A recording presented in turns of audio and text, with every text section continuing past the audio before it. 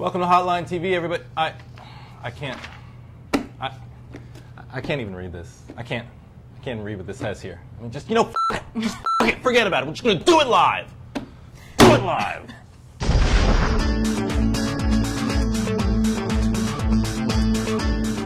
Well, hello everyone. I'm Amy Walter. And I'm John Mercurio. All right. So yesterday's stunning victory sent shockwaves through Washington, around the country. Speaking, of course, of Mississippi special election, 1st congressional district. That's right, Amy. The Democrats took their 3rd congressional special election in a row yesterday, which many say may be an omen for huge Democratic gains in the House and Senate this fall. Which begs the question, and I pose it to you now: which presidential candidate will help their party most down ballot this fall? We're talking about all of them: McCain, Obama, or even, let's leave her in there for now, Hillary Clinton. She did have a victory last night. She had a big victory. We can talk about that too. We'll talk about that in one second. But let's just get to this. You and I discussed this morning. We did. The spin, as it were, from House Republican leaders, quite dire. Right? Sure. They did not try to sugarcoat this thing. They did not try to make it about a specific candidate or all politics is local. They said basically, our brand is damaged. We can't run these campaigns the way that we've been doing them and they in the need past. to attach their candidate, their House and Senate candidates to John McCain, who's the Mavericky, who's significantly more popular, significantly more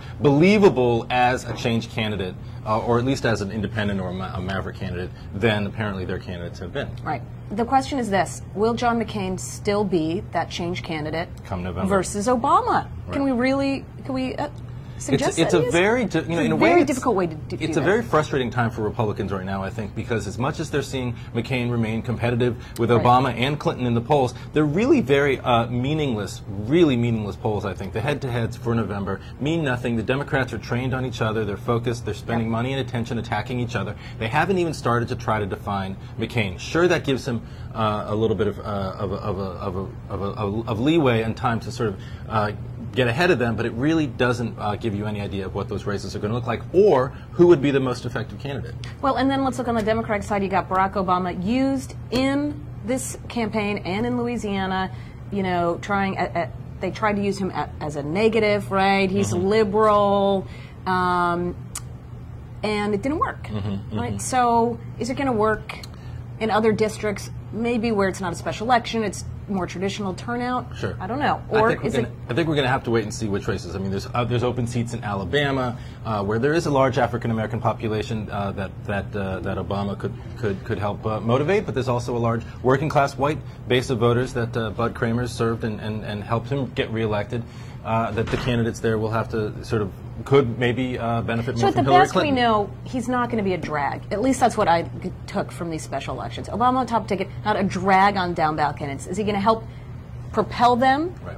Unclear. But at the very least, he has that going for him today, which he would have liked to gotten more media attention about that fact today instead of West Virginia. Although you lose by 41 points and the story's still about how you're going to win, that's not a bad way to end a Tuesday. It's not, although I think ultimately he could have done a lot more to erase the storyline about his problems with working class white voters if he had not completely ignored West Virginia. If he had he would have gotten gotten 35% versus 26%. But would that really at least matter? He would have showed that he was at least competing. When Hillary Clinton ignored South Carolina and when she ignored Mississippi, sure, those are very different situations, but she took a lot of heat, and that was, I think, the beginning of the end of her ability to attract large groups of black voters. I wonder if for Obama, the decision to sort of ignore this state completely and just sort of take a victory lap around Capitol Hill and to these general election states, battleground states like Missouri and Michigan, might end up having been a problem. Interesting. I wonder, too. I wonder so many Although, things. frankly, here's an interesting little image. I mean, as much as she did win by this ridiculous amount of voters last night, she was very alone on the stage. She was up there with her campaign chairman, who isn't even from West Virginia, Terry McAuliffe, which I think said to me, the voters might be there for you, but the superdelegates, the people from the state, the Nick Rahalls, the Jay Rockefellers, are still with Obama. Or they're not even endorsing yet. Byrd, Manchin, sure, not even getting involved. All right. But that's going to do it. That's all the time we have for today's show. Until tomorrow, I'm John Mercurio. And you know who I am. I mean, everybody does, right? Yeah, for sure. I do. All right. Well, we'll see you back here tomorrow on Hotline TV.